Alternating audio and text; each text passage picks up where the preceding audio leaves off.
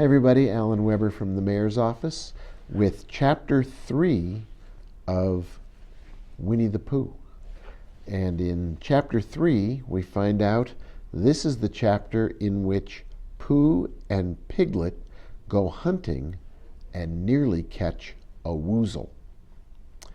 The piglet lived in a very grand house in the middle of a beech tree, and the beech tree was in the middle of the forest, and the piglet lived in the middle of the house. Next to his house was a piece of broken board which had Trespassers W on it.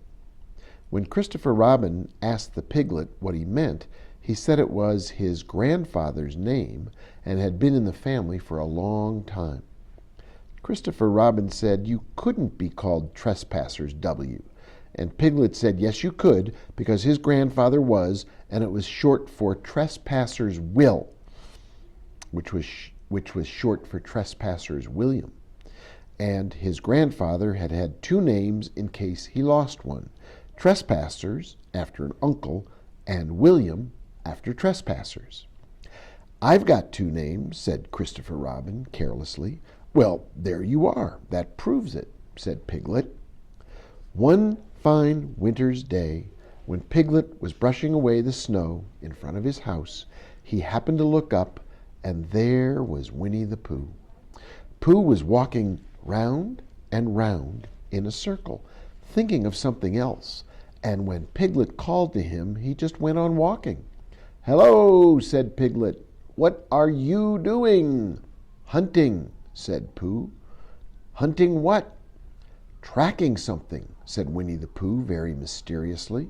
Tracking what? Said Piglet, coming closer. That's just what I ask myself. I ask myself, what?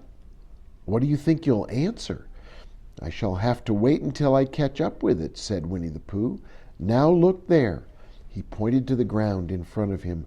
What do you see there? Tracks, said Piglet. Paw marks. He gave a little squeak of excitement. Oh, Pooh, do you think it's a woozle? And here's Pooh and Piglet, and you can see they're walking, and you can see there's some tracks. A woozle? It may be, said Pooh. Sometimes it is, and sometimes it isn't. You can never tell with paw marks. With these few words, he went on tracking. And Piglet, after watching him for a minute or two, ran after him. Winnie the Pooh had come to a sudden stop and was bending over the tracks in a puzzled sort of way. What's the matter? Asked Piglet. It's a very funny thing, said Bear, but there seem to be two animals now. This, whatever it was, has been joined by another, whatever it is, and the two of them are now proceeding in company. Would you mind coming with me, Piglet, in case they turn out to be hostile animals? Piglet scratched his ear in a nice sort of way and said that he had nothing to do until Friday and would be delighted to come in case it really was a woozle. You mean in case it really is two woozles, said Winnie the Pooh, and Piglet said that anyhow he had nothing to do until Friday. So off they went together.